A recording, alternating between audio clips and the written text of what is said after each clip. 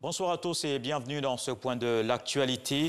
Suite à la disparition tragique du Premier ministre Ahmed Bakayoko, le président de la République Alassane Ouattara a procédé à la signature hier d'un décret instituant un deuil national de 8 jours, du vendredi 12 au vendredi 19 mars, au cours desquels les drapeaux de l'État seront mis en berne sur toute l'étendue du territoire national et dans les ambassades de Côte d'Ivoire à l'étranger.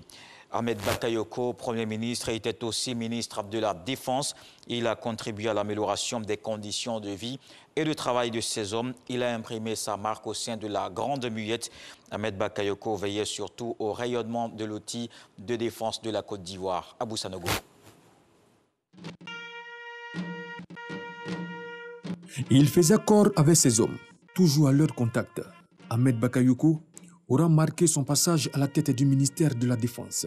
Depuis sa nomination le 19 juillet 2017 à la tête de ce département, l'accélération de la réforme de l'appareil sécuritaire a notamment permis d'atténuer le malaise qui a traversé l'armée.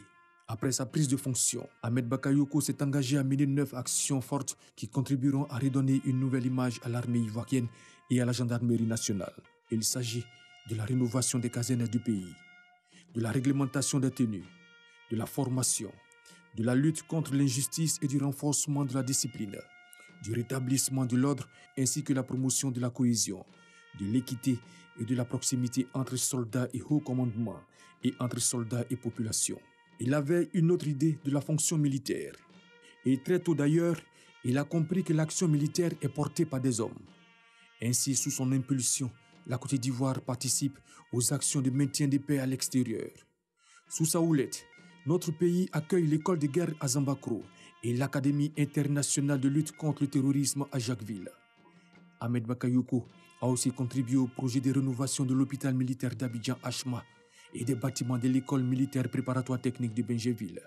Ahmed Bakayoko a toujours eu une oreille attentive pour les besoins de l'armée ivoirienne et de la gendarmerie nationale. Très proche de ces hommes, il participait aux actions et activités des armées. À cela s'ajoute le vaste programme de départ volontaire à la retraite. L'armée ivoirienne a perdu un grand chef.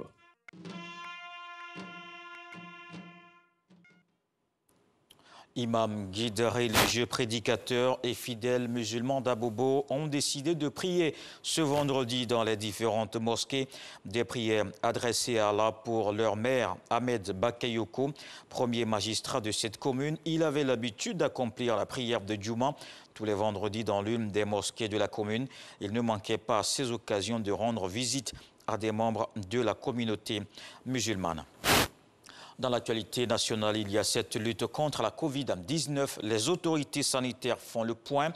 Le pays compte à ce jour 10 117 personnes vaccinées depuis le début de la campagne le 1er mars. C'est ce qui ressort d'un point presse ce vendredi.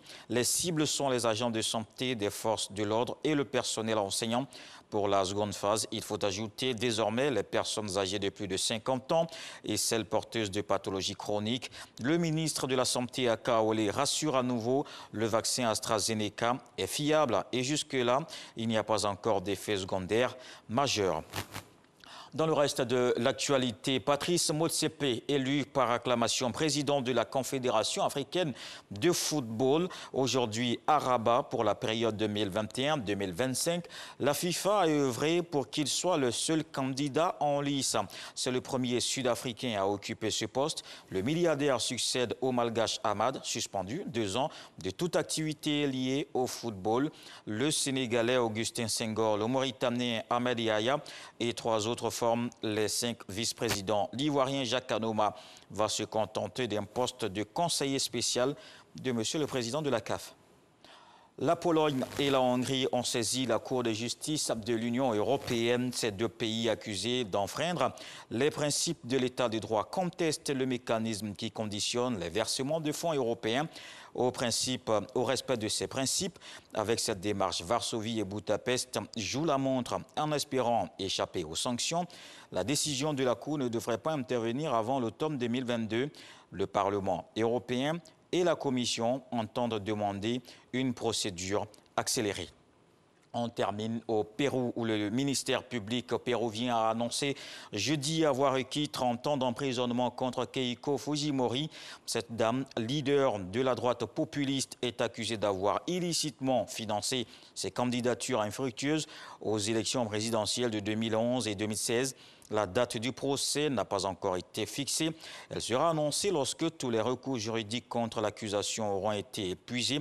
Keiko Fujimori, 45 ans, a déjà effectué 13 mois de détention préventive dans le cadre de cette affaire, mais a été libérée à 2 reprises. Elle a annoncé d'emblée jeudi qu'elle allait continuer à faire face à ce qu'elle qualifie de persécution.